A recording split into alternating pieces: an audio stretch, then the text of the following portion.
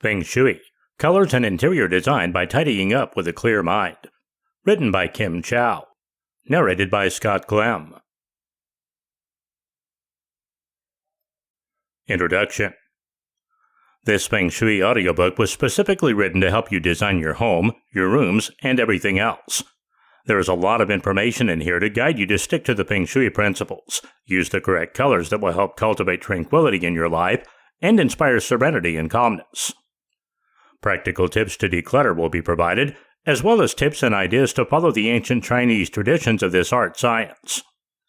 The human mind can be cleared. It can be in harmony with its environment. It can be endowed with inspiration and transparency when the home is a safe haven to dwell in thought and meditation. The chaos in our lives largely depends on the chaos in our surroundings. As you listen to the wisdom from these Oriental philosophers, open your mind to a more balanced life and the alignment with nature we should all automatically seek after anyway. Go ahead and start listening to the first chapter. I hope you will enjoy this audiobook. Chapter 1. General Observations about Colors. Colors have symbolisms that differ from one culture to another, and usage gives them the power written in tradition or custom. But common meanings do exist, and they are not aleatory. Thus, the colors Feng Shui uses are the same as in the spectrum we learned about in school, but additionally, they are classified according to the yin-yang alternation principle. Thus, all the colors from red to yellow and orange are considered to belong to the level of yang-qi, whereas those from green to violet-black belong to the yin-qi. Here is the symbolisms of colors Feng Shui and Western traditions rely on. Depending on the 5 essential elements, water, wood, earth, fire, and metal, the cardinal points have their specific colors.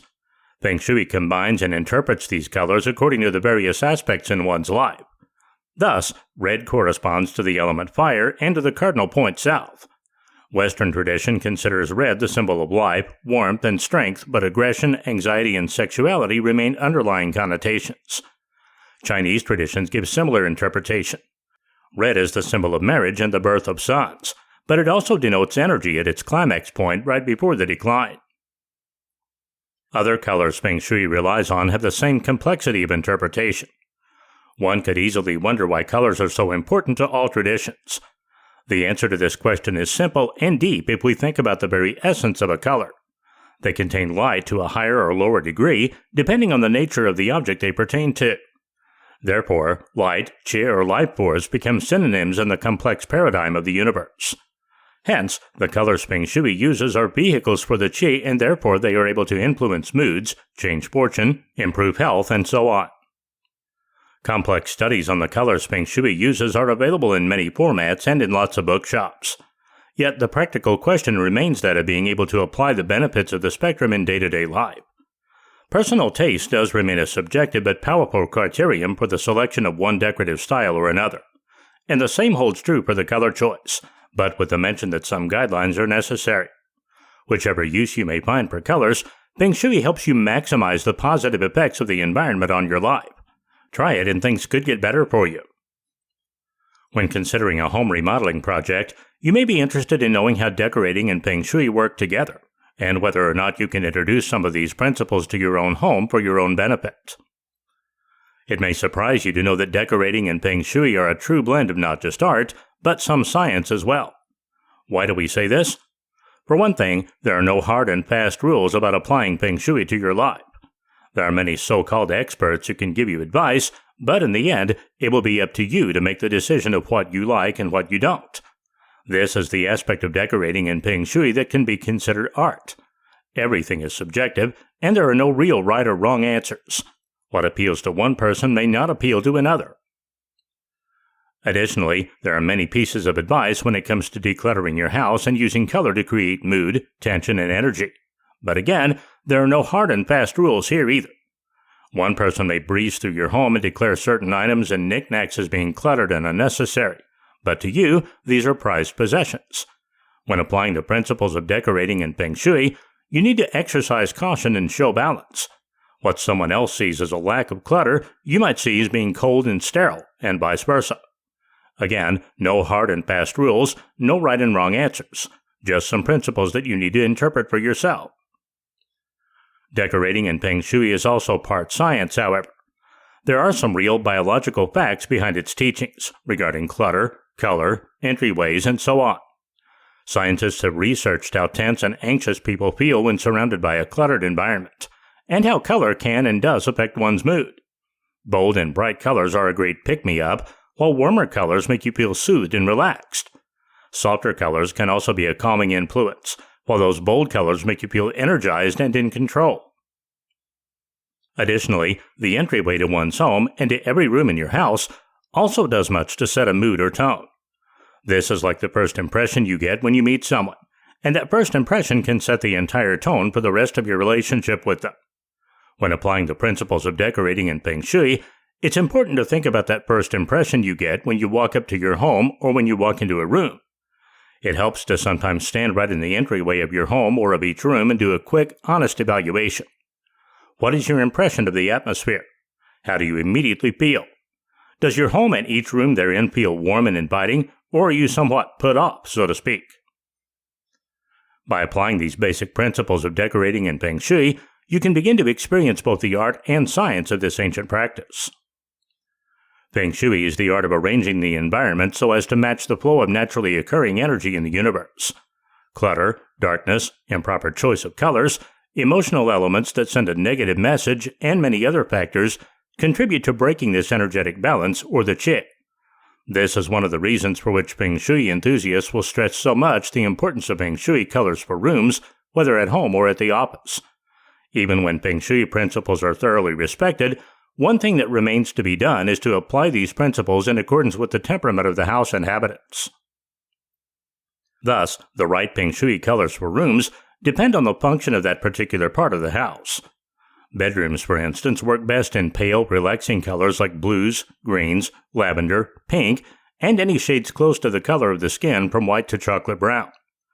Bright colors will never work in a resting place. One needs to go for the vibrant touch in the Feng Shui colors for rooms when decorating the work corners such as the study, the living room, and even the kitchen. Select combinations of tonic colors whenever you feel the need for inspiration. Thus, orange and yellow are the Feng Shui colors for rooms where focus and activity require an encouragement boost. For the very personal space, pink in the form of deep fuchsia is great as it suggests attachment and enhances romantic feelings and passion. Keep in mind the fact that every color makes a statement, and while others give the impulse to boldness and love, others lead to tranquility and peace. The qi flowing in one's home is the result not only of the careful selection of Feng Shui colors for rooms, but the combined effect of furnishings, furniture, design lines, and the personality of the inhabitants ultimately.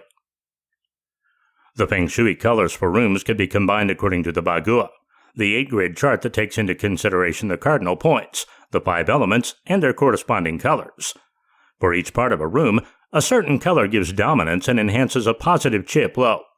Have a look at such a Feng Shui color chart in order to better determine the interior design. Mention must be made that it is a lot easier to make the combinations when decorating or redecorating than afterwards. The shapes of the objects and the way the light falls on certain corners also affects the positive or negative qi flow.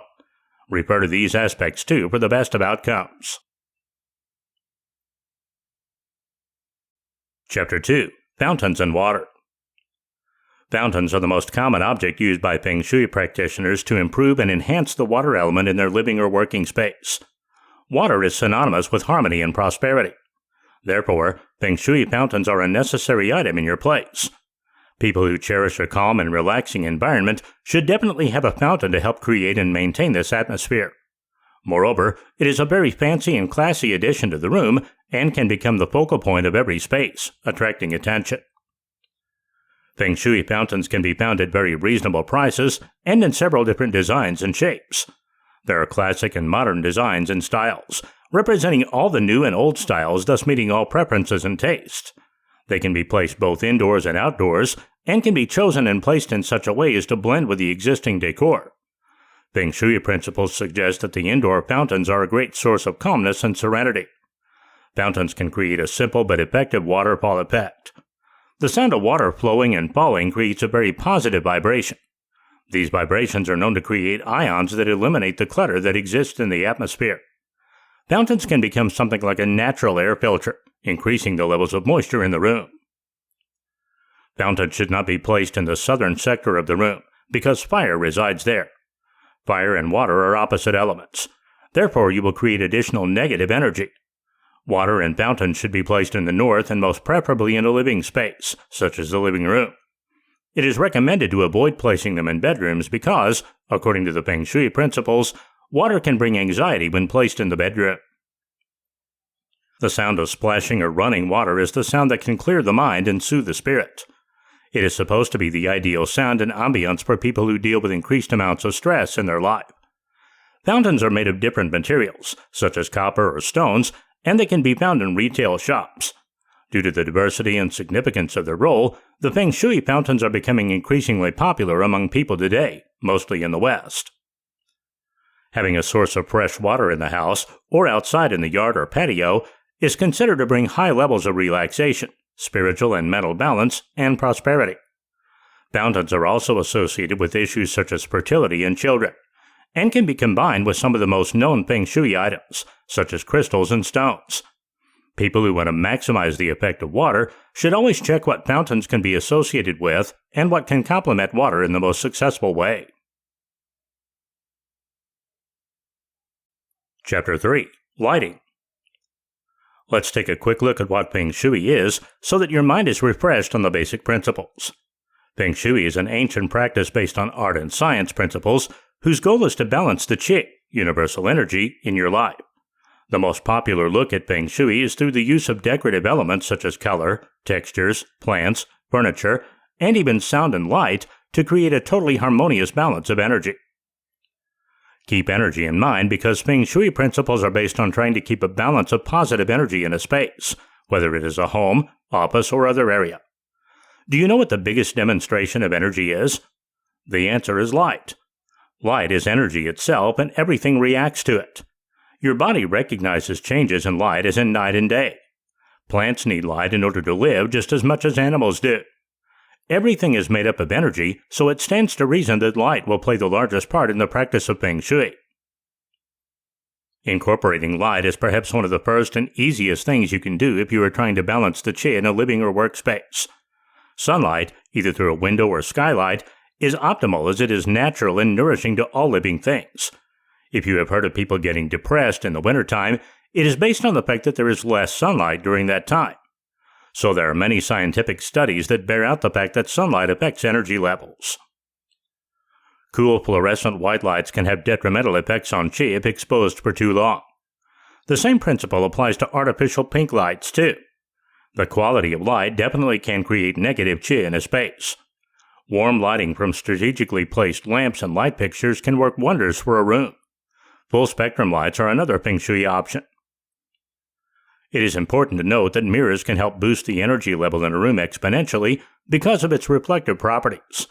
If you have a room that is getting natural sunlight from only one window or light source, placing a mirror where it can capture some of the sun's rays to reflect it into the room is one Feng Shui decorating trick. Perhaps the second best source of light when incorporating Feng Shui principles is color. Color is just variations of reflected light, so choosing the right colors can definitely energize a room. And if you have followed some Feng Shui principles, you should know that each of the 5 elements offers up different color schemes which in turn affect different areas in your life. Color as your second light source will make a huge impact. How you use your lights also makes quite an impact on the Qi in a room. Create a layered lighting system in your home so that your body is not thrown into shock with the sudden brightness of glaring lights in the bathroom or other areas of the home. By slowly transitioning the light source from dim to bright, you can save personal energy and work on a more harmonious balance. Sheer curtains and window blinds are ways to allow natural light in gracefully. Dimmer switches allow you to adjust the strength of the light too. Feng Shui is all about energy, so be sure that you carefully choose the lighting sources in your home. Energy is light, and light is also color. Your choices will directly affect your own energy as well as the energy in your living and workspaces. Choose wisely, and you will thrive in all areas of life from health and wealth to a happy family and marriage. Chapter 4. Clutter. Using the Feng Shui compass and Bagua, you can map out the different areas of your home as well as their symbolic meanings such as family and health, wealth and abundance, and career and recognition. There are quite a few of these meanings mapped out within your home that likely strike a chord with you subconsciously.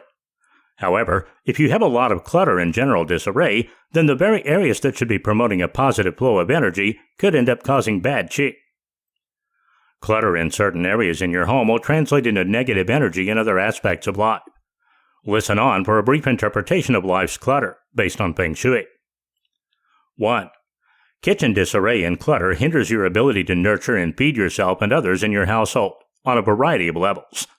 Clearing up the clutter opens your space, which in turn opens your life to many possibilities, including abundance in your life, whether it is love, money, health, or happiness. 2. Junked up hallways can block the flow of energy. Just liken hallways to that of blood vessels in your body. If those blood vessels are clogged, that could damage your heart and health. Well, the same principle applies to hallways as well. If you allow clutter to accumulate, you are disrupting the flow of good chi, which in turn affects how you deal with your family and other aspects of your life. 3. Messy dining and living areas can hinder your relationship with friends and family. These two rooms are where you associate and hang out with family and friends, so you want to ensure good chi. In order to promote that, the clutter needs to be gone. With clutter, you tend to not want to invite people to visit, and your family won't want to go in there either. These are two things which could lead to isolation and general negativity. 4. Banish the bathroom mess. The bathroom is the one room in the whole house where you actually look yourself in the mirror to prepare yourself for bed or the day ahead. If your bathroom is messy and full of clutter, that disorganization tends to leak onto other areas of life and cause self-doubt and loss of personal confidence. Transform your bathroom into a clean, functional, and peaceful sanctuary from the rest of the household. If you take care of yourself in the bathroom first, then that positive chi will navigate its way to other areas of your life and home as well. 5. Cluttered closets may seem like no big deal, but what if you left the door open so that it faced out into your living room or bedroom? That disarray is now a part of that room. Closets, in Feng Shui terms, represent the things in life that you do not know or that are kept hidden. By keeping a messy, disorganized closet, you are stifling your ability to form insightful and intuitive thoughts. Think of the closet as your subconscious. You're aware that it is there, but you don't focus solely on it until it becomes a larger-than-life problem. 6. Kick out bedroom clutter. Your bedroom should be viewed as a place of rest, relaxation, and intimacy. Basically, you recharge those internal batteries every day in the bedroom, and clutter only hinders that process. The disarray in this most personal of spaces affects sleep patterns and keeps stress in the room. As you can see, clutter can make a huge impact on Feng Shui. Make a pact with yourself to schedule clutter-busting rituals as part of your daily routine. Just a few minutes a day, and you will be well on your way to a good Feng Shui way of life. If you are feeling a bit negative and lack clear thought and focus, look around your home. Is it cluttered with stuff you haven't put away or just plain junk? Chances are that you have clutter to blame for your problem. Clutter also affects other Feng Shui life centers like romance, health, wealth, and recognition. There are ways to break those bonds of stifling negativity using Feng Shui principles. It sounds strange to those new to Feng Shui, but it really is true about clutter. Go ahead and clean up your space. Chances are that you feel lighter, more focused, and competent, right? Well, this is all thanks to practicing Feng Shui and clearing that clutter. Going deeper, clutter represents past issues that you have not dealt with and therefore can be a bit tougher to plow through. When you first decide to tackle that mess called clutter, you will have to make some choices about whether to throw certain things away. Don't be surprised when your emotions are tripped up by some of the things you are planning to get rid of. Past life experiences are tied to many things that you are aiming to throw away, and that's why it can be tougher than you expect it will be to cut out the clutter. You have got to face your past and deal with it. Is that 6-foot stuffed purple bear worth hanging on to even though that boyfriend who won it for you is long gone? Why are you still holding on to that old football jersey that an ex gave you? These things are dragging your chi through the doldrums. However, what happens is you hunker down and really start sticking with your game plan of ditching that clutter. You start to feel happier and your mood is lighter. Purging yourself of the clutter of the past is essentially the best way to cleanse your room and start anew with a fresh and positive chi. You are retying those old ties to yourself that you lost in the clutter called life. You are free to be yourself again. Eliminating clutter shakes you out of complacency and does not allow you to coast along anymore. Your senses are awakened, and your heart and soul are more open than they have been in a long time. Clutter has unspeakable power. Consider a messy desk piled with loose papers. This scene is definitely not conducive to prioritizing your work. However, once you clear up the cluttered desk, your mind is refocused and you can tackle your job with a fresh perspective. Kitchen clutter is the same way. When you have stuff everywhere, it hinders your movement and ability to make a meal for yourself. That means you may not eat and therefore neglect your health. By clearing the clutter, you can get back on track. If you feel out of control of your life, just remember one of the main components of Feng Shui: conquering the clutter. Having the confidence to throw things away that have been accumulating essentially frees your spirit. You can face the world with optimism and hope. You feel proud of yourself and have self-respect. And when you have self-respect, other people intuit this and treat you better than they normally would. That is the power of Feng Shui. So what are you waiting for? Roll up your sleeves and get ready to tackle the clutter in your home. With each non-essential thing you are getting rid of, you are removing that proverbial ton of bricks in your back one at a time. Just think of all the rewards you will reap for cleaning up the Feng Shui way. Chapter 5. Home Principles. Feng Shui home principles apply for both houses and apartments, though many people fear that lofts, condos, and suites are more exposed to bad qi. The one thing that differentiates houses and apartments in terms of Feng Shui home design is the presence and respectively the absence of the surrounding land. For houses, this is one other environment to remedy and restore in terms of qi balance.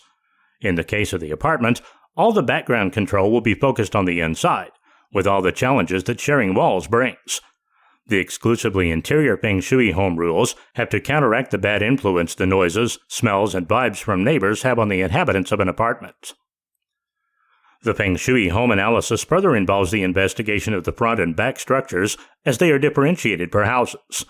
On the other hand, apartments tend to follow the light source, looking towards windows, but the problem under such circumstances would be the entrance that is usually dark because it's located more towards the center of the building. Compensations do exist in the Feng Shui design of an apartment. You can attract more positive energy when you can make the choice of floor you want to live at, not to mention that the selection of the flat with the best view is one other top point to benefit from in terms of Feng Shui home arrangement. Many of the Feng Shui home tips are misinterpreted, leading to incorrect applications. For instance, many people avoid putting their aquarium in the kitchen since they consider water will extinguish the fire element specific to this house area. Such a principle has to be understood symbolically, particularly since the presence of the water tank in the kitchen could increase the prosperity of the home. Another false Feng Shui home tip is that of never keeping books in the bedroom since they will stimulate you and prevent good sleep. False. Unfortunately, many other examples of false myths like the ones presented here are present in Feng Shui home guides that are bought and used by people all over the world. The next question here would be how to recognize what is good and what is wrong. The first word of advice is to use your intuition and not go for the rules that say never or always. Real Feng Shui home applications will always take the individuality factor into consideration, since every person is a unique entity and the generalities have to be particularized. Chapter 6. Feng Shui Bathrooms. Feng Shui bathroom myths usually emphasize the very unpleasant aspects of this part of the house. Most practitioners actually consider the bathroom as pretty negative, but it would be false to assume that elements are so bad about it. For instance, lots of things can be compensated for if the bathroom is clean, comfortable, and well lit. The Feng Shui bathroom challenge comes from the fact that there is no way to use the bagua for this area. Regardless of the location in the house perimeter, we need to remember the fact that the bathroom has a draining effect, and this is a truth. The most difficult of locations for a bathroom are the second floor exactly on top of the kitchen or the entrance door. If the bathroom is located in the front hall, very close to the door, it is very possible that the qi will be drained out before getting to flow in the rest of the house. Then, if it be located on top of the kitchen as mentioned before, the water element specific to the bathroom will extinguish the fire from the kitchen area. A good Feng Shui bathroom tip is to hang a mirror on the bathroom door in order to deflect the qi from being drained, while the toilet seat should be kept only down when not in use. If the bathroom is located in the center of the house, You can correct this inconvenience by painting the walls red or using a crystal or an earth-type object like a ceramic bowl, for instance, as a means to stabilize energy. Most Feng Shui bathroom solutions are actually means to correct the faulty negative energetic charge that is specific to most bathrooms. All in all, it is rarely necessary to ask for the advice of a Feng Shui expert to come and make a thorough analysis of the bathroom. Most people choose to correct the existing problems by following the advice in books, guides, and posted on the internet. A different thing could be said for people who are only now building their house. They are the ones that need advice and assistance so as to place their bathroom in the most convenient way possible. This implies the minimizing of the damage negative energies could do on your overall existence, particularly since the bathroom can leave you without the power to carry on with your things properly. Chapter 7. Feng Shui Kitchens. Kitchens have long been thought of as the heart of a home. After all, that is where many people congregate in the home to visit with family and friends and partake of some great food and conversation. In essence, the kitchen nourishes and prolongs life. In Feng Shui, kitchens are a sign of abundance and wealth. Because Feng Shui says that our abundance and wealth is reflected in this room, you will want to ensure that your kitchen is not located too close to the back or front doors. All the positive energy that is created in this room could escape if located close to an exit such as these. The food consumed by you provides your body with the fuel it needs to continue to live. You can influence how filling this food can be energy-wise by preparing a kitchen with the proper Feng Shui principles. By creating a kitchen with a harmonious flow of energy, that means that the energy you consume via food will also be in tune with your body and nature. Happy atmosphere equals happy meals equals a happy family. Part of good Feng Shui is incorporating lots of natural foods that are free of preservatives and dyes. Organic options are best, especially in fruits and vegetables, because they are healthier and have more nutrients from the earth your body needs for an optimal life force.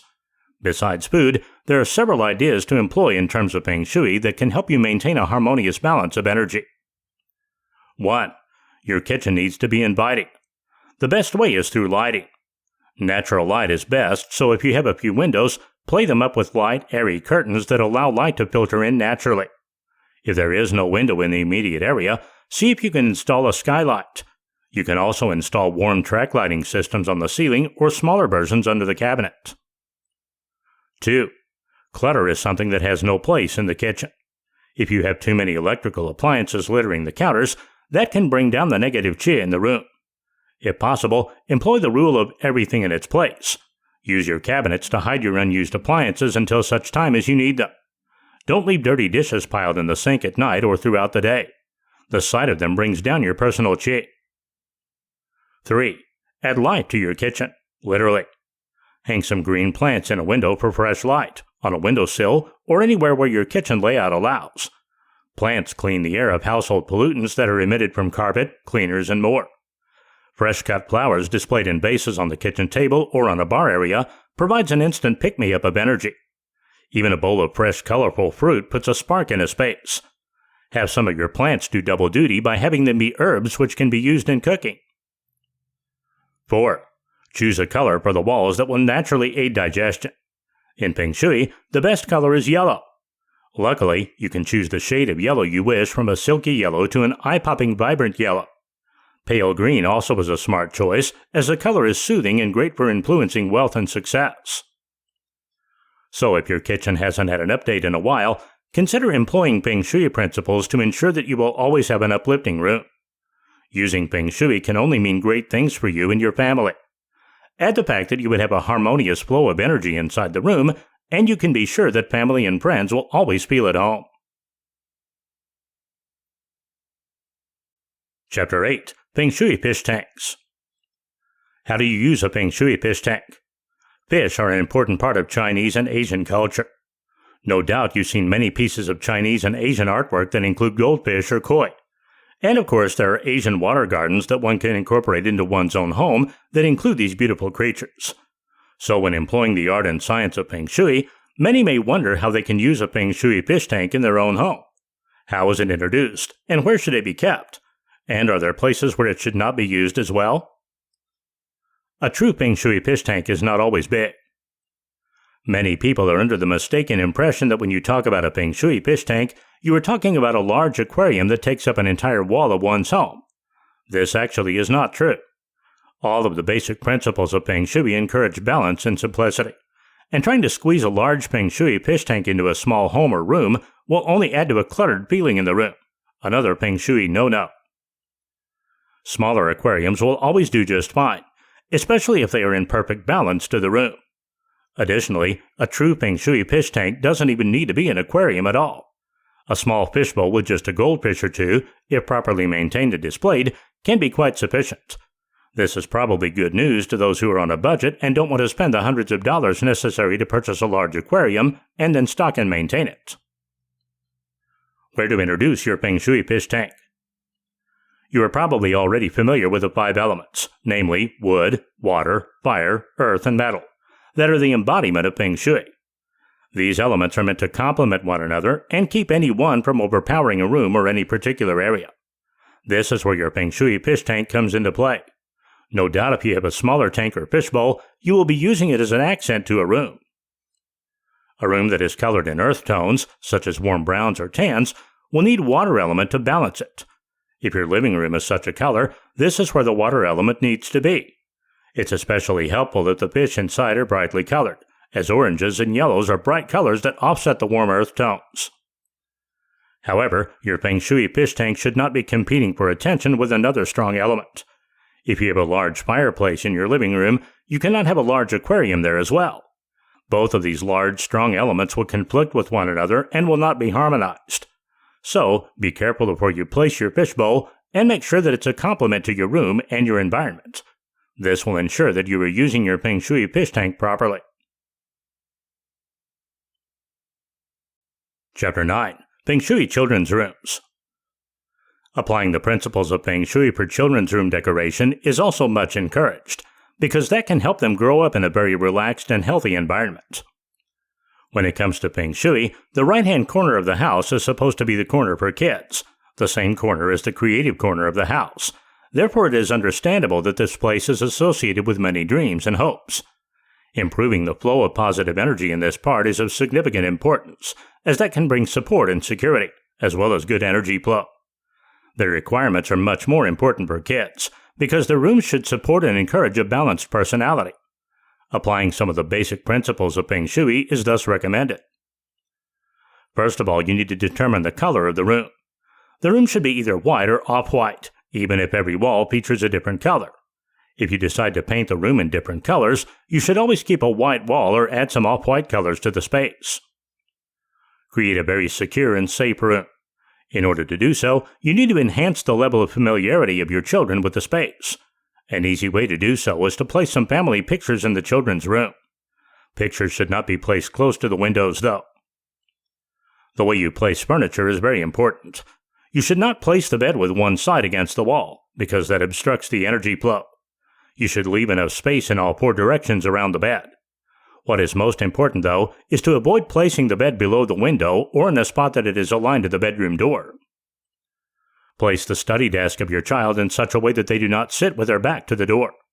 Such a thing is pretty distracting for the child. If you don't have any alternative, you should place a mirror so as to have the incoming energy redirected. If you want to enhance the flow of positive energy in the children's room, you need to place some Feng Shui items, such as balls, bells, the Buddha, and chimes, in order to reflect the basics of wealth, happiness, and prosperity. Chapter 10. Feng Shui Medical Facilities. Have you ever wondered why you feel uncomfortable in a clinical setting like a hospital?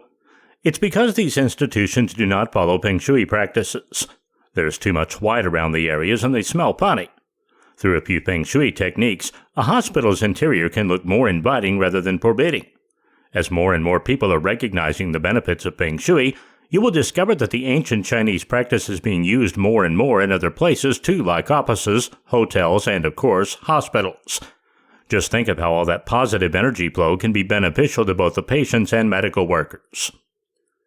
Hospitals have long been viewed as utilitarian and strictly functional. They are often remote and cold, the result of too much fluorescent lighting and an overabundance of ugly furniture, decor, and white walls. This oppressive atmosphere only serves to increase apprehension and worry. However, after a few studies of Feng Shui used in medical settings, it was amazing how much more of a congenial atmosphere there was and how relaxed the patients were. There are a ton of things medical facilities can do to employ some basic Feng Shui techniques. Many of the changes are relatively cheap and easy to implement. The hardest part is getting hospital administration aboard with the changes. Here are a few ideas to get started on a more open and pleasing medical environment conducive to clear lines of communication. Lighting is important. For the most part, fluorescent lighting must be employed in many areas of the medical facility because it is bright enough for doctors to see what they are doing. However, you can place some lamps with light bulbs that give up a warm lighting. Windows with blinds to let in natural light is a great option as well. Too much white can contribute to sluggishness and low qi. Kick in some color through the uniforms that doctors and nurses wear. Choose scrubs with neat, colorful designs on them. Have local artists paint murals on the walls of hallways, one of the most depressing areas of a hospital. Color is important to Feng Shui and should find its way into a hospital or other medical facility. Soothing music or pleasing background noise like recordings of beach sounds will distract visitors from a dreaded wait for news about a loved one. Because hospitals are noisy, these soft sound distractions help. Plants or animals like fish are two big Feng Shui possibilities in creating a calm setting for patients and visitors. A few familiar objects work wonders in soothing patients and visitors to the hospital. Bring a photo or stuffed animal to the hospital for an emotional balm. Furniture is important to Feng Shui, and as such must be appropriately arranged in a room. Intimate circles of chairs are likely the most favorable of seating arrangements for the waiting areas. In the patient rooms, the bed should not be in line with the door. Any other position where the patient can still see the door, but not in line with it, is important.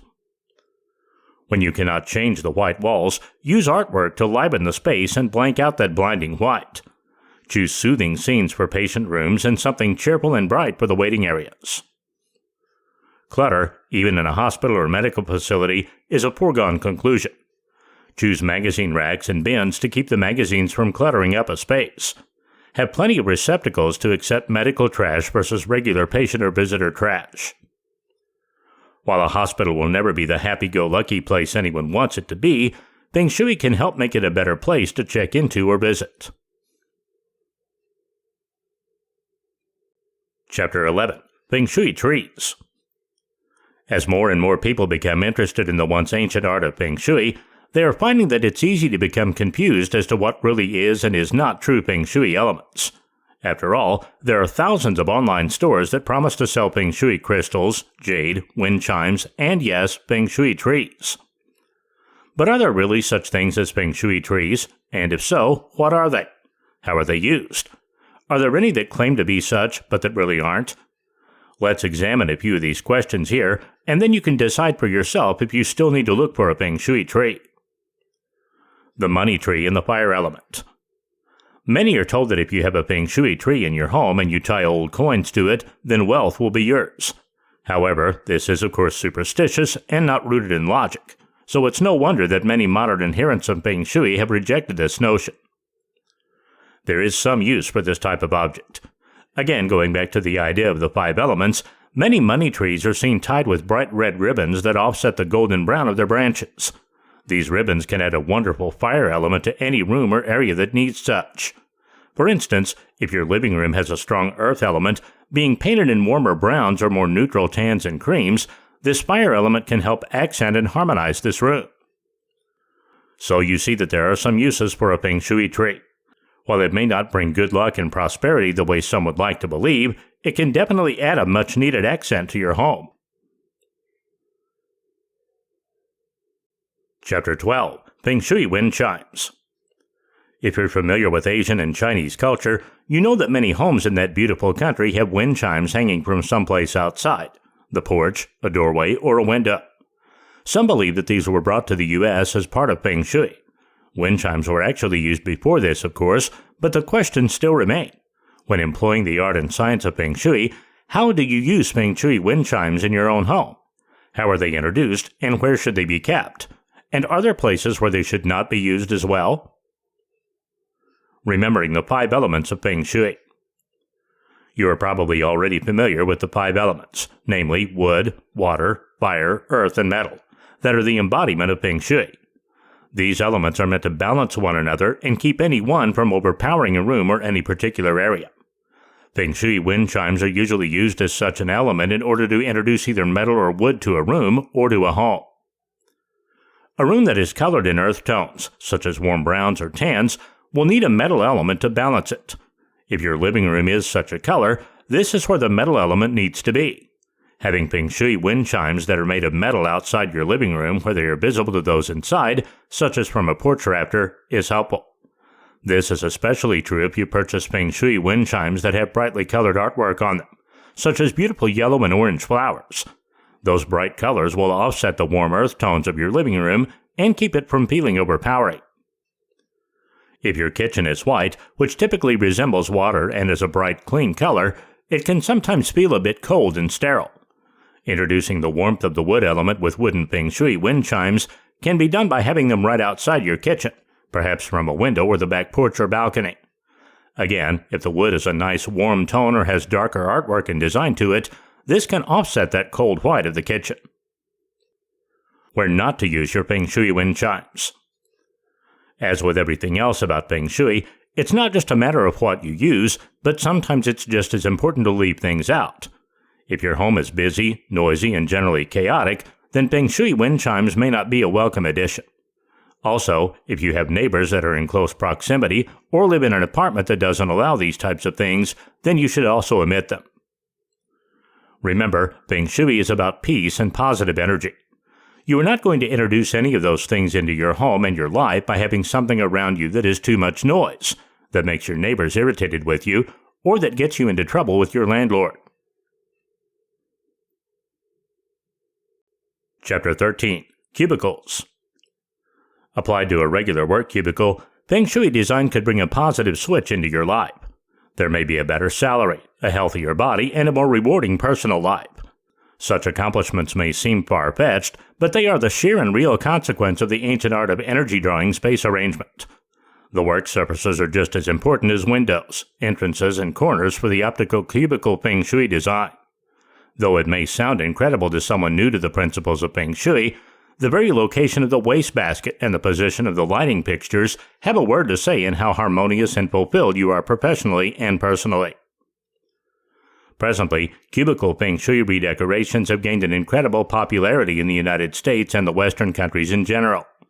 For business meetings and deals, Feng Shui could be ruining or enriching, depending on whether you benefit from the advantages of cubicle Feng Shui arrangement or not. Thus, the first impression one makes when entering your office will influence the business relationship in every way. Therefore, focusing a good energy flow in the entrance area is vital for the success of your business. This is the place where the energy enters the cubicle like a sanctuary and changes the visitor's perception in a good way. Cubicle Feng Shui design eliminates the clutter, creates more room, and lets you breathe freely while allowing you to enjoy the hours you spend at work. The clutter reduction is not positive only from a psychological point of view, as it also improves the flow of vital energy in the space. Feng Shui practitioners will often indicate the fact that a cluttered cubicle only makes you look for things more, and thus lose tons of precious time. Then there comes color, an aspect that should not be overlooked in the cubicle Feng Shui decorating. Choose colors that bring harmony and a feeling of relaxation so that you may be able to work productively and efficiently. Creativity also needs to be stimulated, and you can achieve this by including some vibrant spot of color on the desk, on the walls, or in a corner you lay the eyes on when working. Such aspects of cubicle Feng Shui design make the efficiency of work increase significantly with minimal effort. You may consult a cubicle Feng Shui manual or book in order to see how to integrate plants in the decorum too. Yet, do not consider the art of stimulating the natural qi in the environment as a cure-all or solve-all solution. There will still be challenges and ups and downs to experience at work or at home. You just have to learn the lesson and move on as harmoniously as possible. Chapter 14. Feng Shui Candles. If you're looking to add some elements of Feng Shui into your home, you may have heard some people talk about or mention Feng Shui candles. What exactly are these, and what is their purpose? How should they be used? And are there places where they shouldn't be used for real Feng Shui? Feng Shui candles and the 5 elements.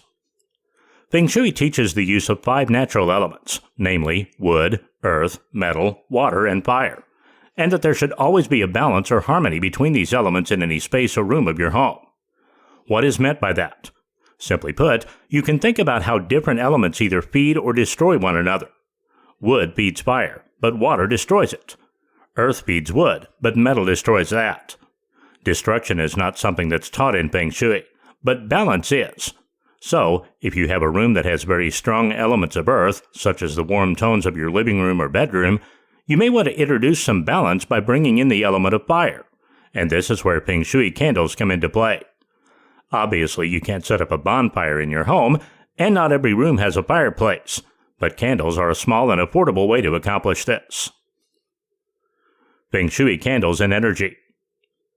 Additionally, fire is an element that represents strong energy and vitality, and any room or corner of your home that needs this energy can benefit from this element. For example, many couples who are needing to add some spice or energy to their love life are encouraged to introduce Feng Shui candles to the bedroom. The fire is an encouragement to have that energy and revitalization. Of course, you do need to exercise safety precautions and be sure to extinguish those candles before going to sleep. Feng Shui candles are a good idea when you are looking to create energy in any other room of your home, such as the family room or dining room, when you want the family together and be open to one another. The fire is an encouragement for everyone to have some energy in their conversation. Where you shouldn't use Feng Shui candles. Because fire is such a strong element, it does need to be tapered somewhat. If you have a large fireplace in your home, you are probably already bringing in enough of this element already. Be wary of overdoing it by lining your fireplace mantle with your Feng Shui candles. Instead, keep these candles for a place in your home that's far enough away from the fireplace that the two will not compete with one another. And of course, you do need to exercise all cautions when using Feng Shui candles anywhere. Avoid using them in your children's rooms or around pets who may knock them over. By applying all these principles when considering the use of Feng Shui candles, you can then begin to enjoy the energy and vitality that they will bring to your home and your life. Chapter 15. The use of windows. Windows are important to Feng Shui. They are often seen as portholes in which positive and negative can flow in and out of your home or office. Most of us don't really think about our windows, unless of course you don't have any to begin with. That is why there is always the running joke about the proverbial corner office with windows. We all notice the lack of windows right away because that absence can create an oppressive feeling if you are not careful. Windows are our link to the world outside. Without that link, that possibility of escape, you can feel depressed and stifled. Therefore, it is safe to say that windows are typically good Feng Shui. Here are a few reasons why. 1. Windows give us a glimpse into another place or space. Some windows open up to other areas inside, while others open up to the great outdoors. 2. Windows provide a natural light source for any room that has them. They essentially light a dark space. 3. Fresh air can cleanse a space, and windows can provide that natural circulating air. 4. If your architect designed a room right, some windows are the focal, eye-popping feature to a room. Just picture ceiling-to-floor windows that look out over an ocean or beautiful city skyline. 5. Windows allow Qi to enter and exit your home, and for the most part, uplift moods. The two best shapes for windows are arched or octagonal. The 8 sides is good luck in terms of an octagon window. The arched windows offer a softened alternative to regular rectangle windows.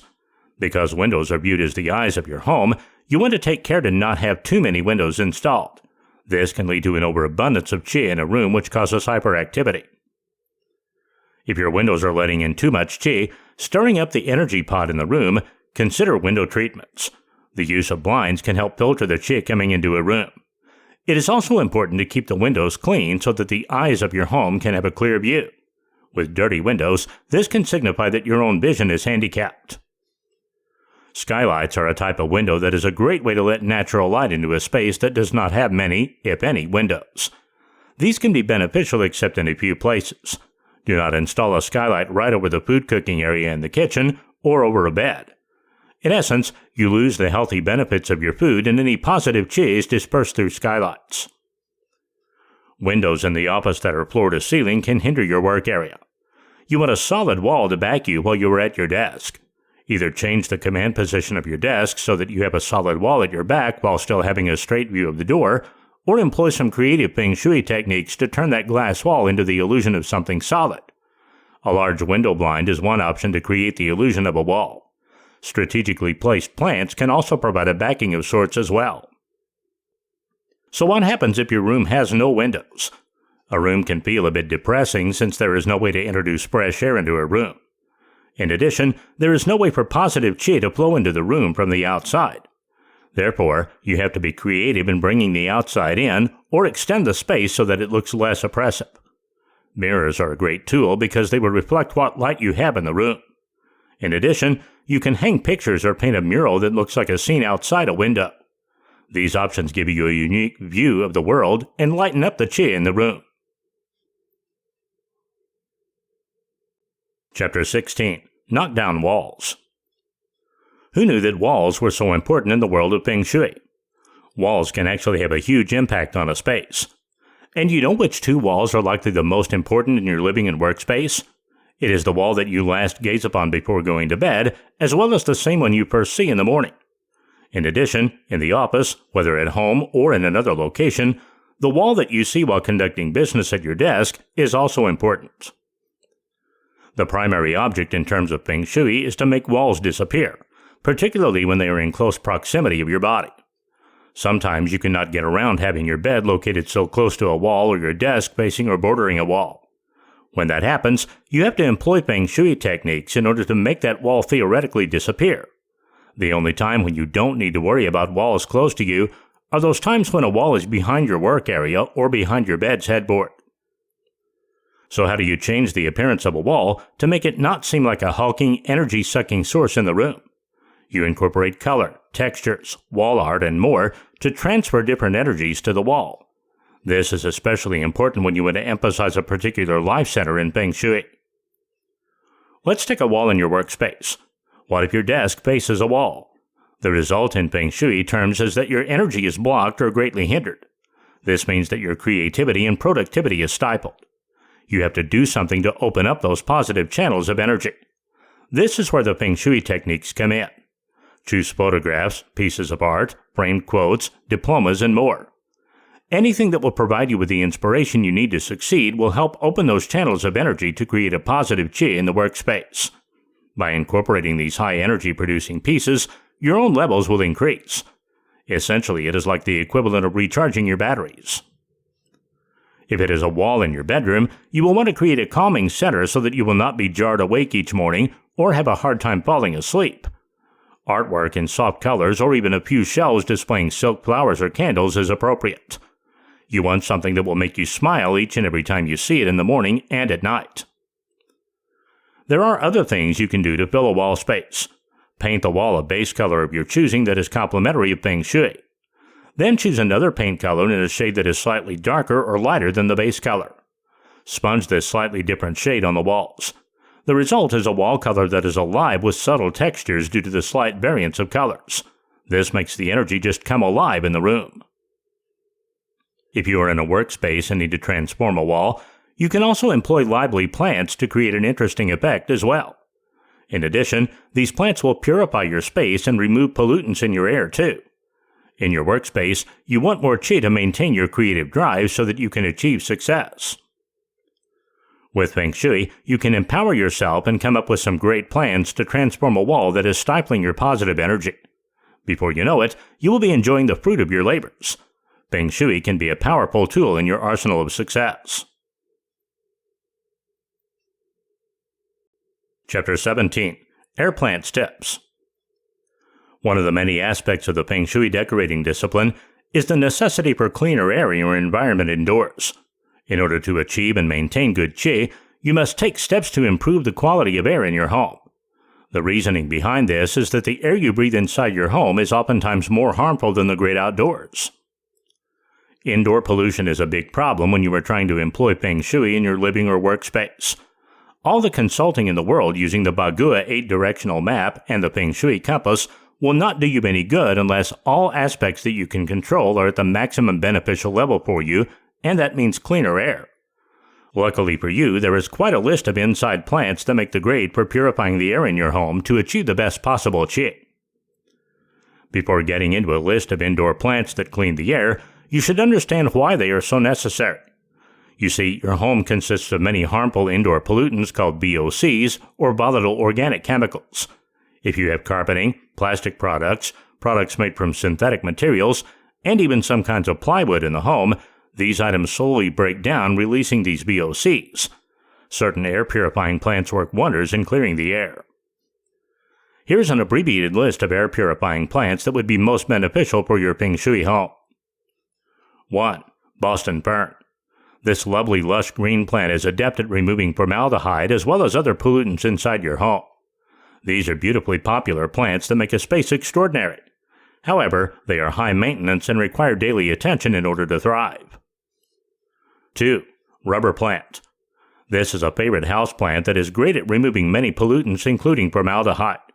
The rubber plant is very hardy and has a tough constitution that can withstand low light and cold temperatures. 3. Peace lily. Popular during Easter, be sure that you grab a few of these pretty flowering plants that remove quite a bit of toxins from your indoor environment.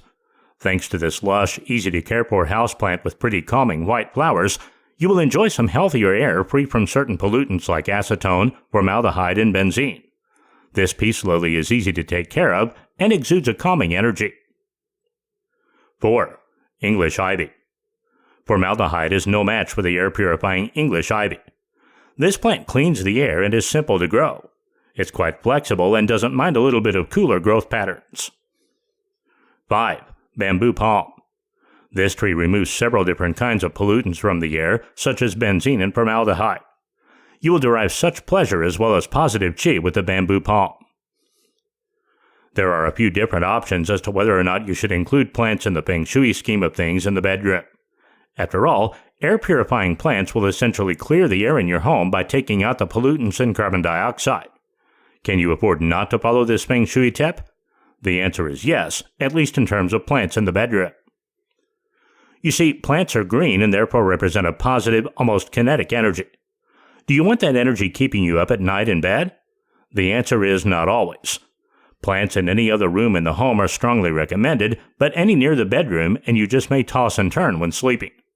To get a truly restful night, keep the plants out of the bedroom. Chapter 18. Feng Shui Bedrooms. The matching of the right Feng Shui bedroom colors is essential for the creation of a positive energy flow in this house area. It is very common to begin with the things to avoid in color selection, since many people are taken over by the modern trend to use very daring hues. The bad news here is that anything that can be labeled as loud or overpowering is not a good choice in terms of Feng Shui bedroom colors. Moreover, the combination of all sorts of shades and geometrical angles and shapes will also become a must once you get on with the decorations. The best Feng Shui bedroom colors include violets, blues, whites, lavender, yellow, pink, and skin colors up to chocolate brown. These are mainly yin colors that stimulate the sleeping activity of the brain. Why aren't orange, red, or purple suitable as Feng Shui bedroom colors? Well, anything that has a stimulating or energizing effect on the nervous system, the way these colors do, will prevent one from entering the peaceful, calm state of mind necessary to a good night's rest. This means that you have to make the bedroom a soothing place, and this effect results from a harmonious combination of wall painting, furnishings, and lighting. The choice of the Feng Shui bedroom colors always follows a careful consideration of the occupant's temperament. Moreover, the bedroom of a couple will be painted differently than the bedroom of kids or teenagers, since the age peculiarities cannot be ignored. Thus, for couples, Feng Shui bedroom colors could often fall in the realm of neutrality, which includes soft blues, greens, as well as pastel colors. In the case of youngsters, the bedroom could be a place not only for night rest, but for creativity too. And in such a case, the Feng Shui bedroom colors need to include some shades of orange and a little yellow to help one focus better. Keep in mind the fact that colors make statements, and they reflect and influence moods, stimulating passion, inducing sleep, and even making one dream. In case there is a corner in the room that you'd like to devote to some kind of work, the choice of the Feng Shui bedroom colors needs to be influenced by this aspect too. Inspiring colors that stimulate creative activities should be present in the decorum under such circumstances.